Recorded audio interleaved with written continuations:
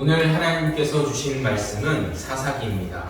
사사기서 16장 21절에서 28절까지의 말씀입니다. 사사기 16장 21절에서 28절까지의 말씀, 제가 가지고 있는 성경 구약 389쪽에서 390쪽 사이에 있습니다. 사사기 16장 21절에서 28절까지의 말씀 교독하시겠습니다. 블레셋 사람들이 그를 붙잡아 그의 눈을 빼고 끌고 가사에 내려가 놋줄로 매고 그에게 목에서 맷돌을 돌리게 하였더라.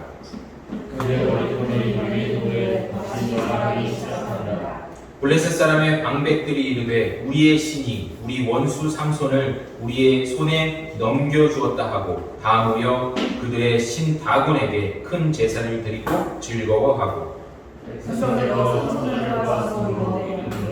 우리의 땅을 맞춰놓고 우리의 많은 사람을 죽이는 것을 우리의 신이 우리 손에 넘겨주었다고 자기들의 신을 찬양하고 그들의 마음이 즐거울 때에 이르되 삼손을 불러다가 우리를 위하여 제주를 부리게 하자 하고 옥에서 삼손을 불러내매 삼손이 그들을 위하여 제주를 부리니라. 그들이 삼손을 두 기둥 사이에 세웠더니 삼손이 자기 손을 큰 소년에게 이르되 나에게 이 집을 버틴 기둥을 찾아 그것을 의지하게 하라 하니라. 그 집에는 남녀가 가득하니 블레셋 모든 방백들도 거기에 있고 지붕에 있는 남녀도 3,000명 가량이라. 다 삼손이 제주 부리는 것을 보더라. 삼손이 여호와께 부르짖어 이르되 주 여호와여 구하옵나니 나를 생각하옵소서. 하나님이여 구하옵나니 이번만 나를 강하게 하사 나의 등을 뺀 블레셋 사람에게 원수를 단번에 갚게 하옵소서 하고. 아멘. 오늘 함께 나누실 말씀의 주제는 기도하지 않으면 이라는 주제로 말씀을 나누고자 합니다. 여러분 한 주간 어떻게 보내셨습니까? 제가 늘 금요일에는 이곳에 방문해서 여러분들을 한 번씩 뵈려고 하는데 우리 한 분만 제가 못 뵈서 아쉽습니다. 오전에만 근무하신다고 해서 오후에 못 뵈는데 잘 지내셨죠? 예, 다른 분들은 다 제가 금요일에 인사드리고 있습니다. 지난주에 여러분 수도권 4단계가 발령이 되고 이제 예배드리기가 또다시 어려워지는 상황 속에 처해 있습니다. 그런 상황 속에서 좀 어떻게 돌아가나 해서 저는 어저께 부천점에 저희 가족들과 잠깐 갔다 왔습니다. 부천점 가보니까 여러분 일산도 마찬가지였겠지만 정말 사람들이 하나도 없더라고요. 네. 신기하게 하나도 없더라고요. 제가 웬만하면 주말에는 부천점에 가지는 않습니다. 왜냐면 여러분 그 일산점도 마찬가지지만 일산 부천은 정말 주말에 차가 너무 많이 밖에 서 있어서 들어가는 시간만 해도 한 30분에서 1시간 이렇게 걸리는데 그게 지겨워서 저는 못 가겠더라고요. 그래서 어저께 그럴 수 있겠다. 왜냐하면 이제 내일부터 수도권 4단계가 시작이 되니까 내일 오후 6시부터 그래서 주말에 좀 사람들이 많겠거니 하고 갔는데 텅텅 비었더라고요.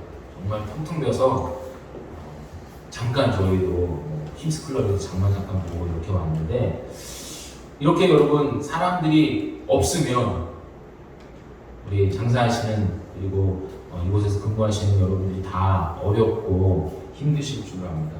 정말 어려운 상황인 것 저도 잘 알고 있고 이럴 때 오늘 저희 주제처럼 기도해야 되는데 기도하기도 하고 또 예배도 잘 드렸으면 좋겠는데 아시다시피 한 번도 경험해 보지 못한 이 수도권 4단계 사실 서울만 4단계고 경기는 3단계고 인천 제가 사는 인천은 2단계인데 다 통틀어서 4단계 되는 거거든요.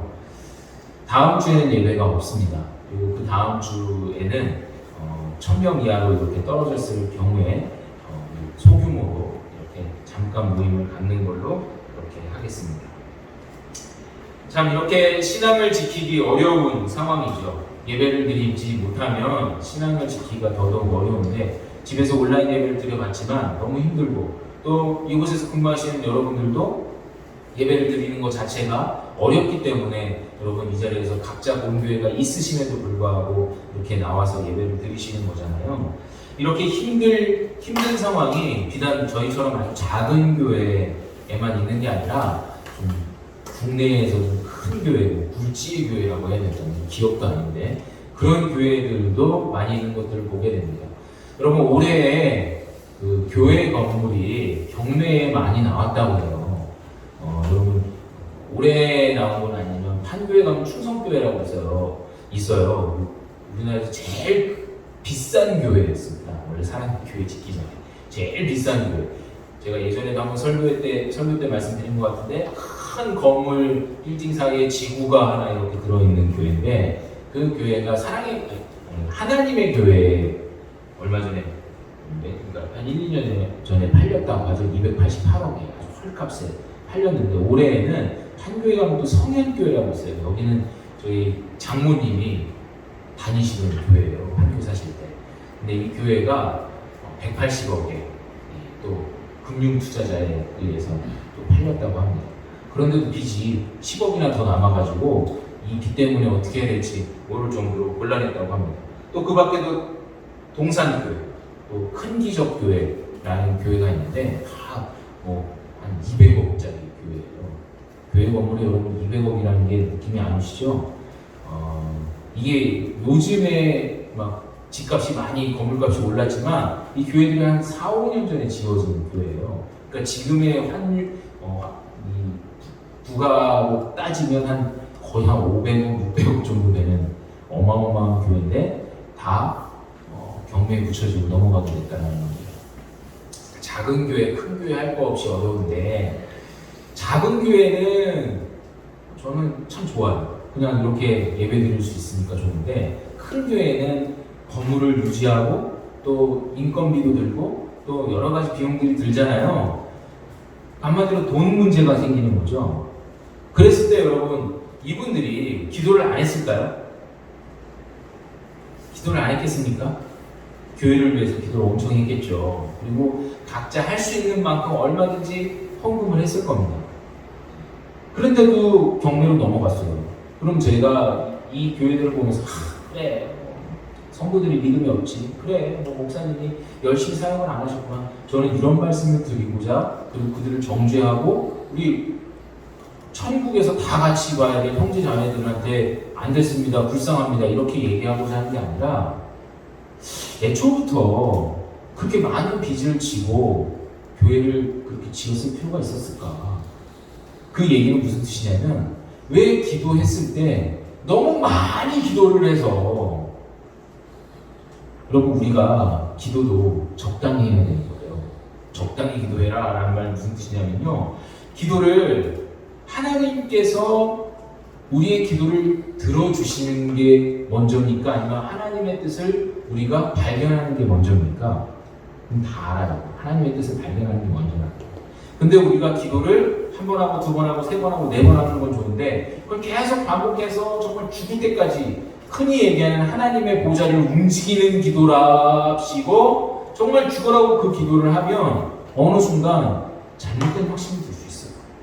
잘못된 확신이 뭐냐면 내 생각과 내 마음과 내 욕구를 하나님의 생각으로 둔갑시켜서 그게 맞겠거니 하고 확신에 찬 믿음으로 그것을 진행할 때가 있다는 겁니다. 저는 이 시대에 하나님께서 저희에게 어떤 말씀을 주실까라고 하면 다시 복음으로 돌아가야 된다. 다시 구원의 확신, 다시 처음으로 돌아가야 된다라는 마음이 늘 있었어요. 신학교 다닐 때부터 있었어요. 왜냐면 그때도 이미 한국교회는 무너지고 있어, 썩어져 가고 있어. 제가 신학대학원에서 잠깐 그 신문사에서, 그러니까 학교 신문사에서 기자 생활을 할 때 보면은 큰 교회를 많이 가서 이렇게 인터뷰도 하고 기사도 쓰고 그랬거든요. 근데 이미 그때서부터 많은 교회들이 무너져가고 있었거든요. 무너져 간다는 말은 돈이 없어서 무너져간다 이런 뜻이 아니에요. 복음이 없어져가고 신앙생활을 온전히 하는 사람보다 그냥 하루하루 교회에 와서 그냥 지내는 분들이 많았거든요. 그러다 보니까 여러분 우리가 아무리 어떻게 기도해야 된다, 어떻게 말씀 생활해야 된다, 어떻게 삶을 살아야 된다 라고 강조해도 이렇게 스치고 지나가는, 귀로 이렇게 스치고 지나가는, 혹은 이쪽으로 돌아서 이쪽으로 나와버리는 그런 믿음밖에 없는, 껍데기밖에 없는 신앙인들이 교회에 있지 않았나라는 생각이 들어요. 결국에 어떻게 됩니까? 십수년이 지난 지금 어쩌면 이대로 두면 아마 십수년 후에는 한국 교회는 지금보다 10%만 남을 것 같아요. 아이들은 낳지도 않죠? 어저께 뉴스 보니까 여러분 소아과가 없어진대요. 동네에 소아과 폐업률이 50%랍니다. 그래서 그 철원이죠. 철원이 경기도의 강원도죠. 강원도 철원인가요? 근데 경기도랑 가깝잖아요. 근데 그 철원은 그 동네에 읍내에 소아과가 없어서 30km를 차를 타고 소아과 병원을 가야 된대요. 애들이 없다는 거예요, 여러분. 그만큼. 그러니까 수요가 없으니까 공급도 없어지죠. 마찬가지로 교회도 마찬가지겠죠. 믿는 사람들이 없는데, 가서 복음을 전하는 사람이 없는데, 복음대로 사는 사람이 없는데 교회가 교회라고 버틸 수 있겠습니까? 우리나라도 영국처럼 혹은 뭐 프랑스처럼 선교지가 되기 얼마 직전의 위기 속에 있다는 겁니다. 그런 상황 속에서 우리가 이 자리에 있을 때 그럼 우리는 지금 어떤 일을 해야 되냐? 지금 우리라도 어떻게든 좀 믿음을 지켜야 돼요, 여러분. 왜냐면 우리부터 믿음을 지켜야 다른 사람 믿음도 걱정해 줄 수 있어요. 염려해 줄 수 있어요. 기도해 줄 수 있어요. 그럼 우리가 어떻게 우리의 믿음을 지킬 수 있을까? 저는 기도밖에 없다고 생각합니다. 성령께서 우리의 심령 가운데 계시고 또 그 성령께서 우리에게 요청하시는 것이 무엇이냐? 기도하는 거예요. 왜 기도를 해야 될까요? 다 알아요. 기도를 어떻게 해야 될까요? 사실은 우리 너무 잘 알아요. 기도는 무시로 해야 되죠. 무시로라는 말이 저는 아무 때나라는 말인지 모르고 옛날에 무시로 노래가 있었나요? 그게 맞나요? 무시로. 그게 그 뜻이 아니죠? 맞나? 그게 가사가? 자, 여러분, 무시로라는 말은 아무 때나라는 거예요. 그럼 아무 때나 어떻게 기도해요? 우리가 늘 일하고 하루에 한 절반 이상은 일터에 나와 있고 또 나머지는 좀 자야 되는데 어떻게 기도할까요? 항상 우리가 기도는 정형화된 모습을 생각해요. 그래서 뭐 무릎 꿇고 해야 된다, 혹은 골방에 들어가야 된다. 근데 이 건물에는 여러분 놀랍게 지금 여러분 제가 사목 생활 한 10년이 됐습니다. 근데 10년 동안 사목실이라는 게, 상담실이라는 게 여러분 항상 어느 지점마다 있었어요. 지금 우리 점포가 50개에서 45개로 줄었거든요. 그런데 사목실은 이제 제가 16개 점포를 맡아서 사용을 하는데 그 16개 중에 사목실 있는 데는 한 8개밖에 없어요. 원래 16개 다 있었어요. 근데 한 8개밖에 없는데 그럼 기도실은 어디에나 다 있어요. 사목실은 없어도 기도실은 다 있어요. 기도실은 감히 없어질 수가 없어요. 우리는 참 좋은 곳에서 여러분 근무하는 거예요. 기도실 있잖아요.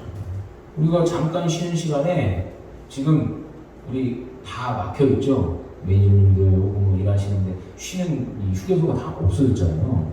근데 여러분 기도실은 늘 열려 있어요. 기도실에서 여러분 쉬세요. 이상한 얘기죠. 기도실에서 쉬시고 기도하십시오. 제가 어디든 가면요 기도실 먼저 들어가거든요.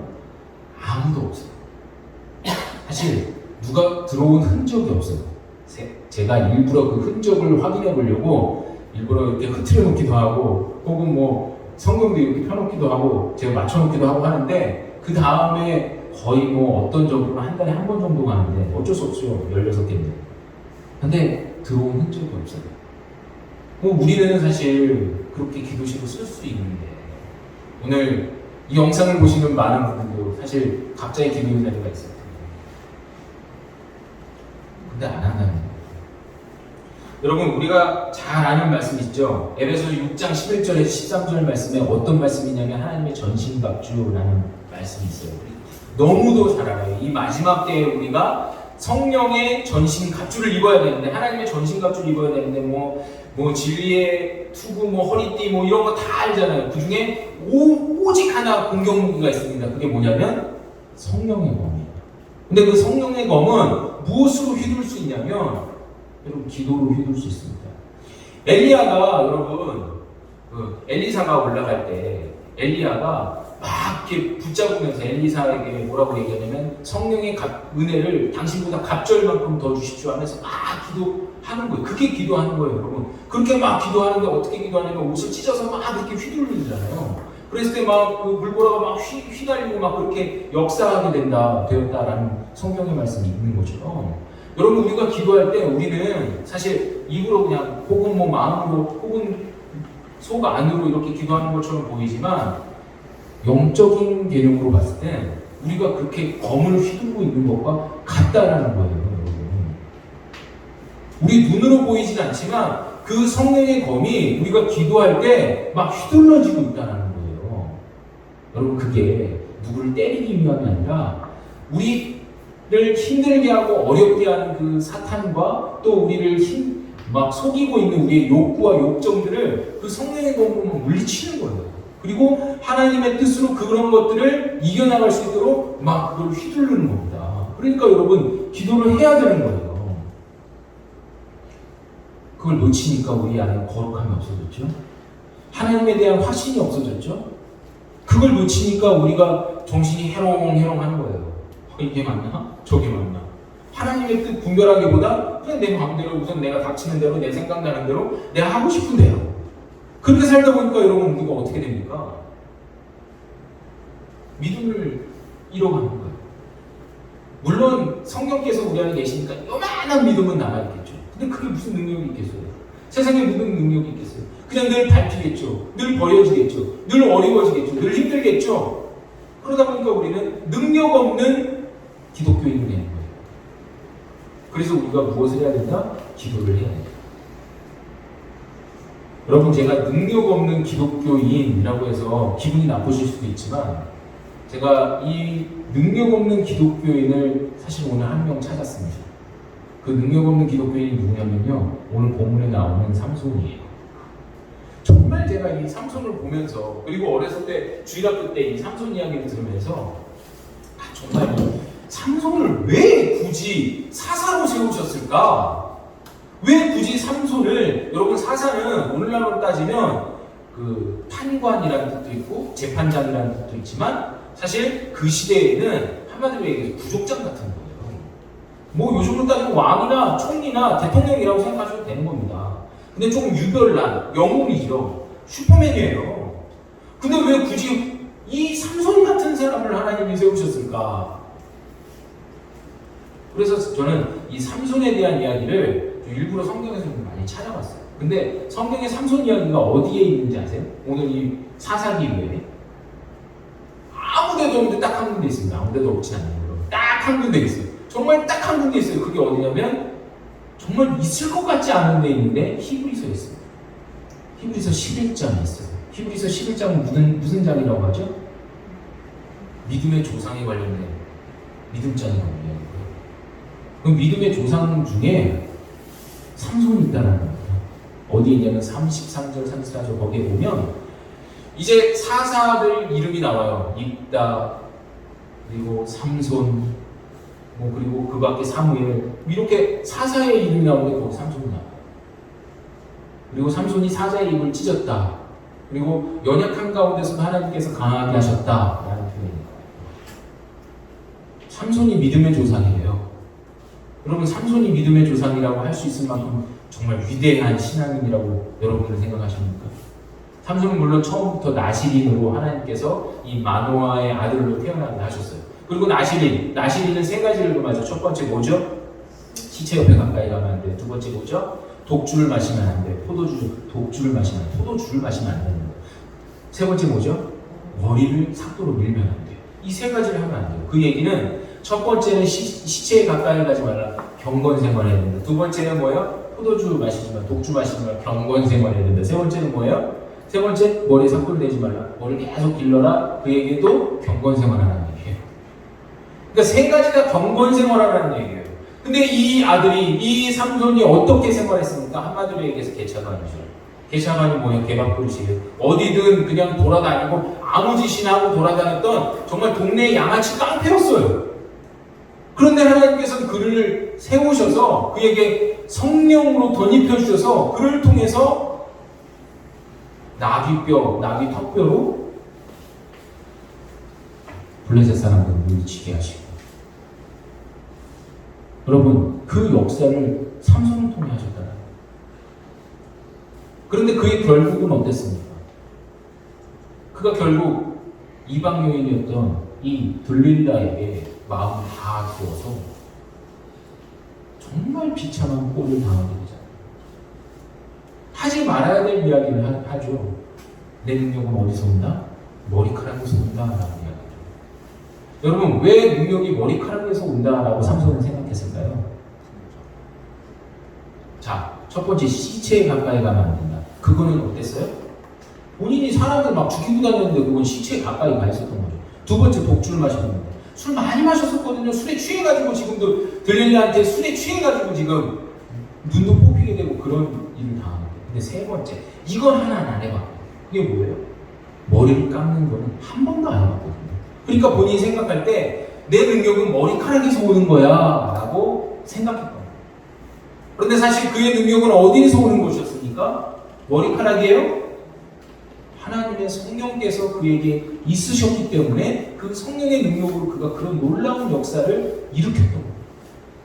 그런데 참 놀랍게도 그가 그의 입술에서 고백한 대로 그가 머리에 들릴라로 인해서 삭도가 되어지고 머리가 다 밀게 되었을 때 그에게 능력은 하나도 없어지게 되고 블레셋 사람들에게 잡혀서 두 눈을 다 뽑힌 상태로 장애인, 시각장애인으로 질질질 끌려가서 블레셋의 오늘 이 수도까지, 가드까지 끌려가게 됩니다. 거기서 숱한 모욕을 당하고 감옥에 갇혀서 정말 개보다도 못한 삶을 살았을 거예요. 그런데도 이 블레셋 사람들은 성에 차지 않아서, 분에 차지 않아서. 여러분, 왜 요즘 이스라엘하고 팔레스타인하고 맨날 그러는지 이해되시죠? 그런 관계예요. 성에 차지 않아서 블레셋 사람들이 이 삼손을 불러다가 재롱을 부리게 합니다. 어느 곳에서? 그것도 하필이면 신전, 다곤의 신전에서 잔치를 개설하고 다곤 신에게 찬양하는 그 자리에 왜 찬양하냐면 이 원수를 잡아주신 다곤 신께 찬양하고 싶어서 이 삼손을 불러다가 거기서 막 재롱잔치를 하게 돼요. 삼손은 어떻게 해요? 아무것도 없고 어떻게 할 수 없으니까 막 거기서 재롱 부렸다라고 성경에 기록되어 있습니다. 너무 창피하고 너무 낯설고 너무 부담스럽고 했지만 오늘 이 블레셋 사람들 그 모습을 보면서 껄껄껄 웃으면서 좋아했을 거예요. 왜냐하면요, 이 시대에 어떤 종교적 관념이 있어요. 그게 뭐냐면 신에게 버림받은 자. 근데 오늘 삼손이 회개합니까? 삼손이 여기 회개하는 기도의 모습이 있나요? 없어요. 그래서 많은 이 신학자들이 삼손은 회개하지 않았다. 그렇기 때문에 이 기도는 의미 없는 기도다라고 이야기하는 사람도 있어요. 그리고 저도 이 여기서를 봤을 때 회개하는 부분이 없기 때문에 이게 목사로서 이 부분을 회개했다라고 이야기를 해야 될까라고 했는데 저는 아까도 말씀드렸듯이 히브리서 11장은 그냥 쓰여진 성경이 아니에요. 히브리서는 히브리인들의 전통이 기록되어 있고 그 안에서 복음이 충분히 이렇게 적셔지고 그걸로 히브리 사람들에게 전달이 되어진 성경이에요. 그 얘기는 히브리 사람들은, 그러니까 이스라엘 사람들은 삼손을 믿음의 조상으로 여겼다는 거예요. 왜요? 바로 이 부분 때문에. 이걸 이 사람들은 진정한 믿음으로 본 거예요. 간절히 기도한 것으로 본 거예요. 왜냐하면 삼손이 여러분 감옥에 얼마 갇혀있는지 성경에 써있지 않습니다. 그리고 그가 어떤 수고를 당하면서 그곳에서 어떤 마음을 먹었었는지, 어떤 믿음을 가지고 있었는지, 어떻게 그가 바뀌었는지 안 써있지만 오늘 본문의 22절에 이런 말씀이 있죠. 그의 머리털이 밀린 후에 다시 자라기 시작한다. 아멘. 저 어렸을 때 제가 좋아했던 만화가 있었는데 머털교사라는 만화가 있는데 여기서 모티브를 따온 것 같아요. 머털이가 그 왕지락 도사한테 잡혀가서 머리를 싹 다 밀려요. 근데 머리가 하나둘씩 자라거든요. 그걸 자라면서 자기의 도술이 다시 생겨요. 여기서 아마 모티브를 따온 것 같아요. 마찬가지죠, 여러분. 머리털이 자라기 시작됐다라는 말은 드라마로 따지면 목선을 까는 거예요. 그가 드디어 다시 능력이 생기기 시작했다. 그가 다시 생기기 시작했다라는 것은 하나님께서 그에게 다시 한번 성령의 은혜를 부어주시고 그가 이전의 삶이 아닌 새로운 삶으로 바뀌게 해주시는 그 놀라운 것을 이제 죽을 때 무렵에 이제야 두 눈을 잃고 모든 것을 다 잃은 이때에 하나님께서 그를 깨닫게 하여 주셨다는 것을 의미합니다. 오늘 머리가 다시 자랐어요. 사람들은 별 신경 쓰지 않았어요. 왜냐하면 그는 버림받은 자예요. 하지만 하나님께서는 삼손을 어떻게 하셨다? 절대로 버리지 않으셨다 라는 말씀을 여러분 기억하시기 바랍니다. 하나님은 우리를 버리지 않으셨습니다. 할렐루야. 하나님은 우리 한국교회를 버리시지 않았고 여러분들을 버리시지 않았어요. 우리가 생각할 때 이제 코로나 이전의 삶을 돌아갈 수 있습니까? 여러분 어쩌면 기계적인 혹은 세상적인 부분으로 봤을 때 우리는 코로나 이전의 삶을 돌아가기가 어려울 거예요. 그렇지만 여러분 우리의 믿음은 코로나 이전의 믿음으로 돌아간다 그럴 필요 없어요. 코로나 이전의 믿음이 어땠는지 여러분들 다 모르지만 저도 마찬가지고 그때는 별 의미가 없어요. 지금 우리는 하루하루 새롭게 일신우일신 하루하루 새롭게 우리의 믿음을 다져서 나가는 겁니다. 머리털이 자라는 것처럼 다시 삼손이 일어나서 하나님께 부르짖었던 것처럼 우리는 부르짖으면 돼요. 여러분 기도하신 지 오래되신 분들도 계실 수 있어요. 그랬을 때 여러분 어떻게 기도해야 된다고요? 오늘 삼손이 기도한 걸 보세요.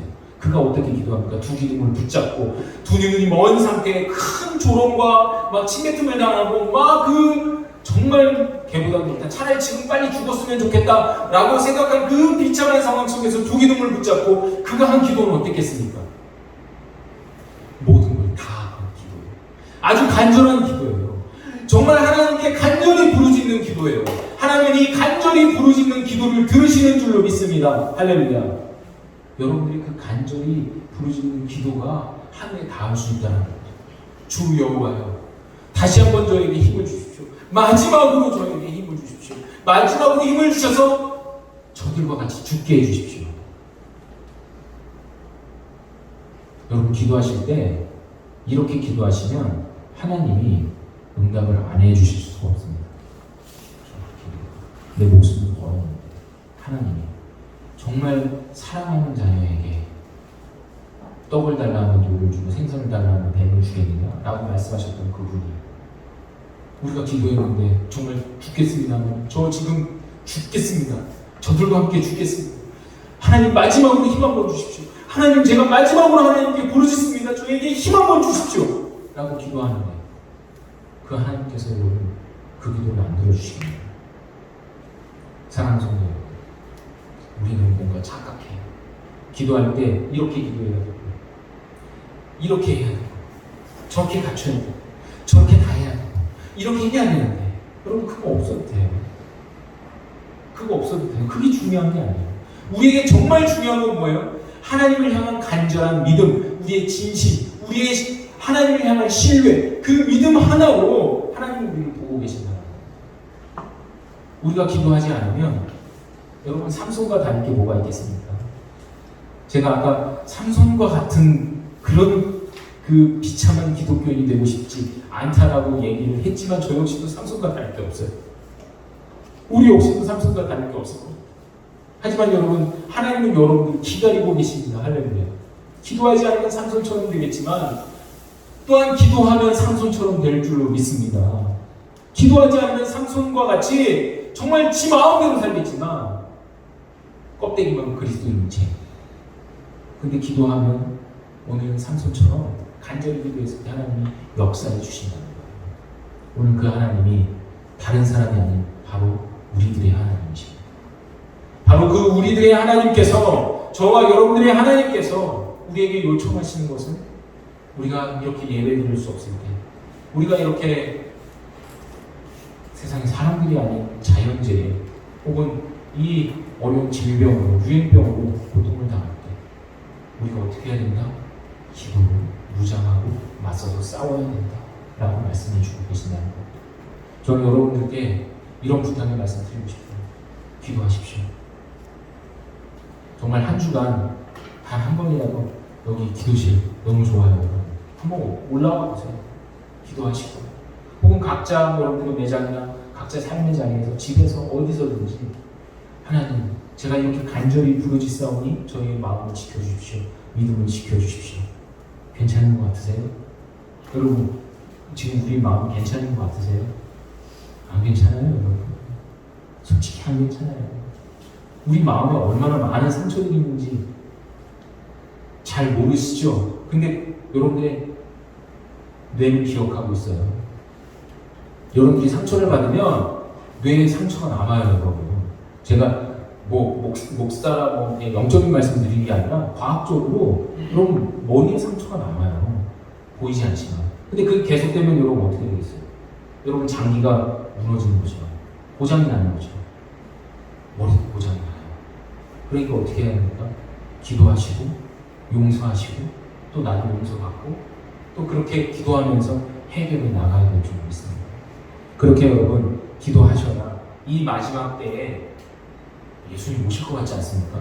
질병이 어저께 뉴스 보니까 정말 저희 집사람이랑 얘기했는데 여러분 캐나다에 54도 미국인가요? 54도가 뭐예요 여러분? 54도 온도가 54도래요 여러분. 54도 말도 안 되는 온도죠. 그리고 거기 이런 거대한 질병 뉴스 보니까 코로나 25도 올 수 있고 27도 올 수 있고 라고 얘기하는데 그런 상황 속에서 우리는 하나님께서 언제 예수님이 오실지 우리는 모르지만 보내실 때 우리가 할렐루야 하면서 맞을 수 있는 준비가 되어 있어야 되지 않겠습니까? 그를 보면 뭐밖에 없다? 기도밖에 없다. 기도하시는 저와 여러분들이 되시기를 주님의 이름으로 축원합니다. 아멘. 그리고 여러분들을 위해서 누군가 기도하고 계세요. 그리고 여러분들은 누군가를 위해서 기도하셔야 되는 줄 믿습니다.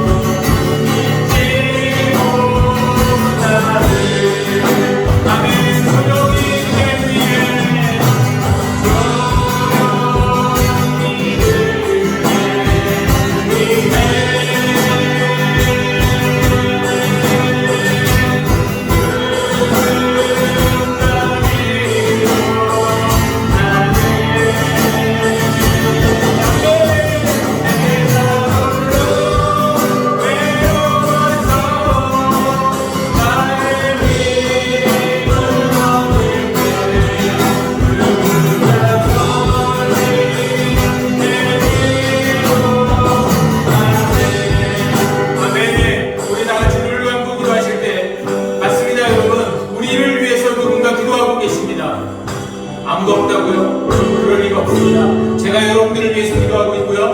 뿐만 아니라 예수 그리스도께서 저 하늘에서 하늘 보좌 우편에서 지금 여러분들을 위해서 하나님께 간구하고 계십니다. 할렐루야. 뿐만 아니라 여러분들의 심령에 계신 성령께서 탄식하는 마음으로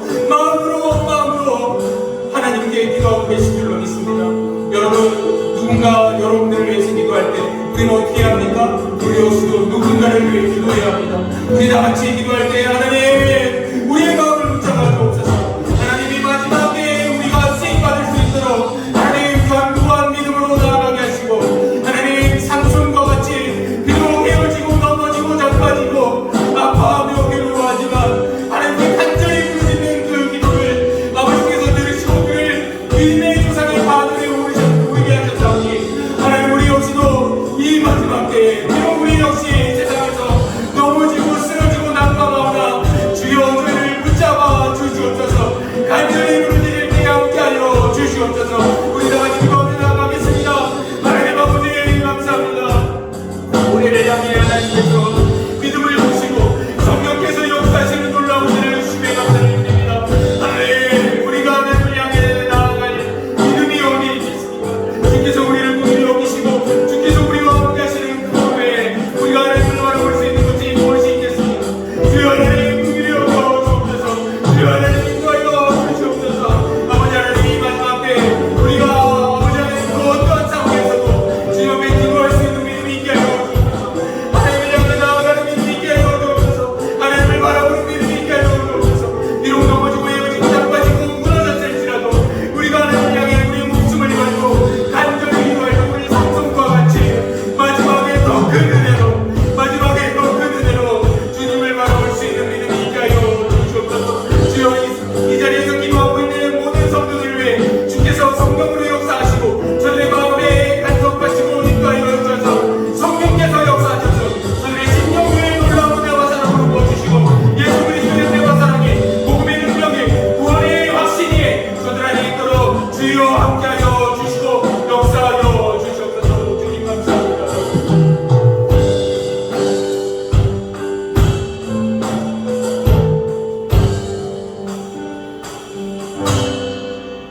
하나님 아버지 우리에게 한 줄기 믿음이 있다면 변하지 않는 확신이 있다면 그것은 예수 그리스도께서 나를 위해 십자가에 달리시고 못 박히셨을 뿐만 아니라 나를 위해 부활 승천하시고 지금도 나를 위해 하나님 우편 보좌에 앉으셔서 기도하고 계신 것인 줄 믿습니다.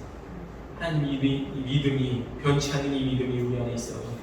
비록 우리가 게을러서 나약하여서 또 연약하여서 하나님께 기도하지 못하고 우리의 숨소리와도 같은 이 루아와 같은 우리의 기도 생활이 비록 우리의 삶에 없을지라도 주의 하나님 저희를 긍휼히 여기시고 용서하시고 인도하여 주셔서 아버지를 향해 부르짖을 때 간절히 부르짖고 간절히 주님을 향해 나아갈 때 하나님 저희를 모른 척하지 마시고 다시 주의 자녀로 세우셔서 응답하여 주시기를 원합니다.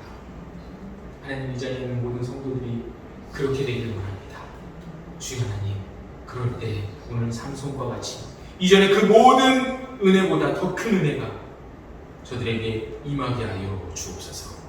감사드렸고 예수 그리스도의 이름으로 기도하오며 이제는 우리 주 예수 그리스도의 은혜와 살아계신 하나님 아버지의 그 크시고 무한하신 사랑하심과 성령 하나님의 감동감화 위로 충만한 역사하심이 오늘 삼손처럼 마지막 간절한 믿음의 기도로 주께로 큰 은혜를 입고 주님 앞에 나아가기로 또한 그것을 바라보며 우리 역시도 그런 믿음으로 주님 앞에 간절히 기도하기로 소원하고 다짐하는 우리 사랑하는 성도들의 머리 위에와 저들의 삶 위에 각 가정과 매장과 일터와 학교와 학원이 이제부터 영원히 함께 있을지어다. 아멘.